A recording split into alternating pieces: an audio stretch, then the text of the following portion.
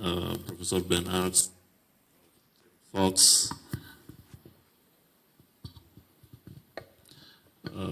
Professor Herawati, Prof. Santo Zuhdi, Professor Agus, and also Professor Titi Pujastuti, and the other speakers, and distinguished guests and colleagues, ladies and gentlemen, and also students. Welcome to Universitas Indonesia. As we knew, Nusantara is originated in Old Javanese and literally means archipelago.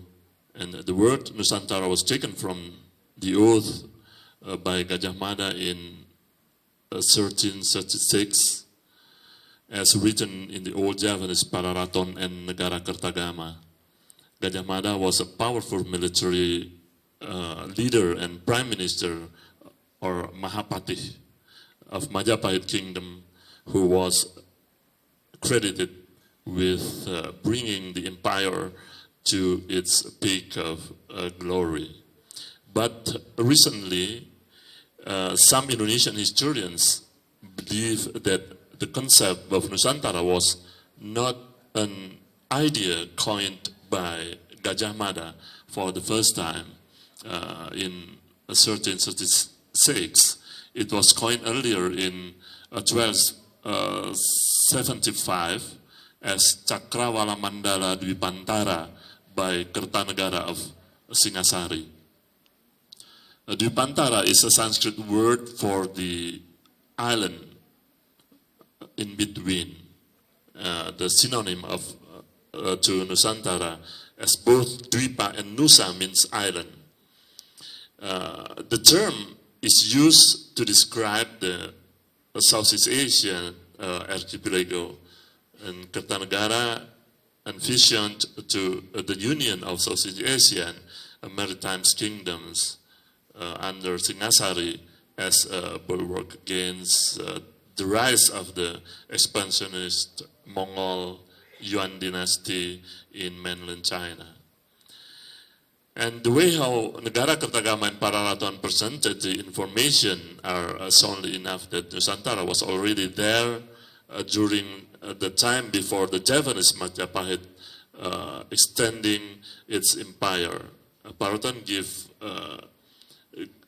quite clear notion on this. And as long as I do not unify Nusantara, by this phrase, it means Nusantara had already existed, but was devastated by other forces. And the Javanese Majapahit Kingdom wished to reunite in the back Kertagama and Pararaton. And we concluded that the Nusantara had already existed long before the Javanese Majapahit. But during the 14th century, its coverage was the extension of this empire.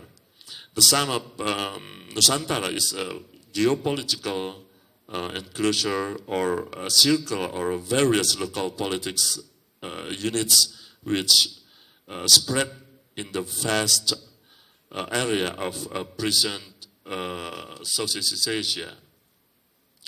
And today in Indonesia, Nusantara is synonymous with Indonesian archipelago or the national territory of Indonesia. In this sense, the term of Nusantara excludes Malaysia, Singapore, Brunei, and Philippines, while in Malaysian, this term is synonymous and often interchangeable with Malay archipelago or Malay realm, Alam Melayu, which includes those countries. And books listen Negara Kertagama alias Nusantara, which at present can be said to cover most areas of modern Indonesia, Sumatra, Kalimantan, Nusa Tenggara, Sulawesi, and some island in vicinity, some of the Moluccas and West Papua regions, plus plus Malaysia, Singapore, Brunei, and some part of the southern Philippines.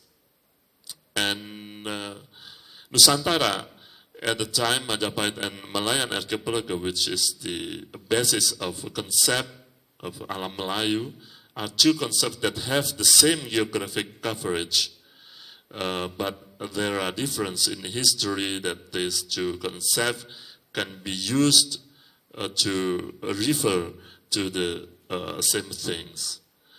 And but overall, the most important thing is that the concept of Nusantara pure derived from indigenous culture of Indonesia. It means Majapahit kingdom, that this can be seen from the archipelago itself, that is not taken from foreign lineages, India.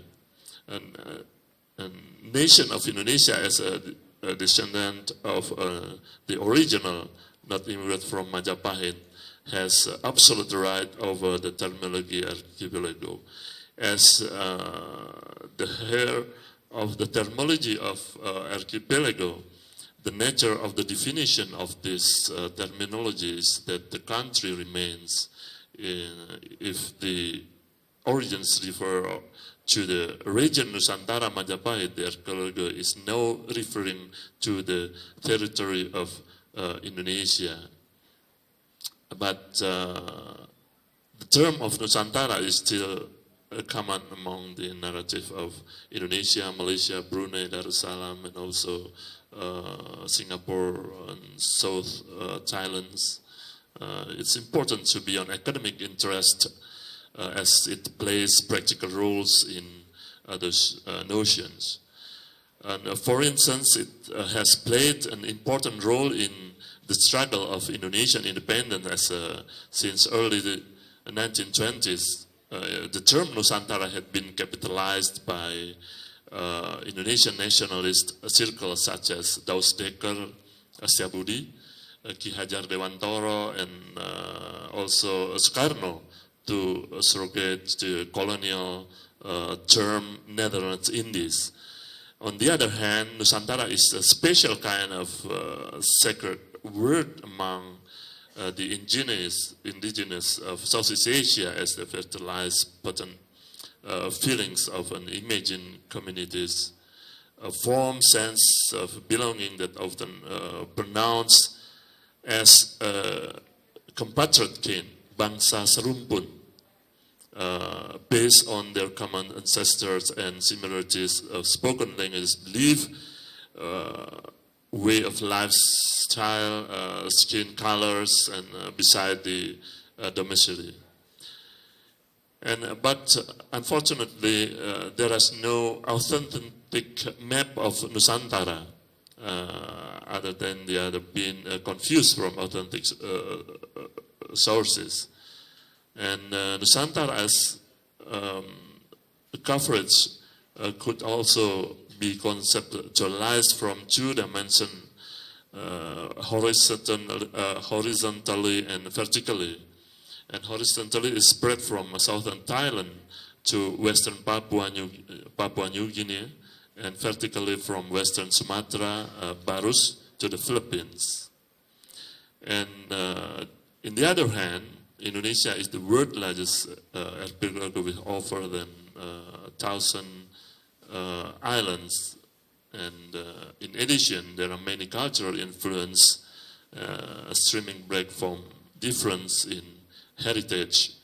Indonesia are a mix of Chinese, European, Indian, and Malay. Although Indonesia has the largest Muslim population in the world, it also has a large number of Christian, Protestant, and also Catholics, side Hindus and Buddhists. And the great diversity has needed a great deal of attention from the government to maintain a cohesion. It's very important to understand the challenge of diversity in Indonesia. We could examine Indonesian diversity in the geography, languages, religions, and also ethnicities. while its diversity may be seen as a great asset, but it is also a tremendous challenge for the countries in terms of building and maintaining a cohesive and peaceful nation. And hopefully this event provides a wonderful opportunity for the participants to present their theory or argument in a friendly and professional environment and to develop an international interdisciplinary network.